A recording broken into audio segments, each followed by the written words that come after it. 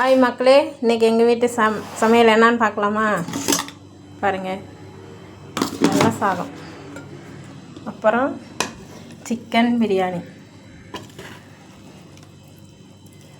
Leg piece போட்டு chicken biryani,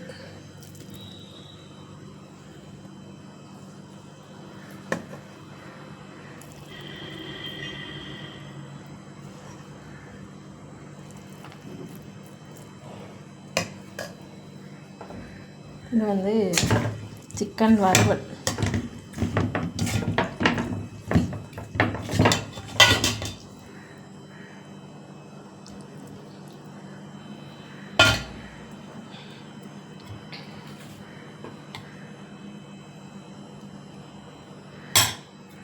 தயிர் பச்சடி.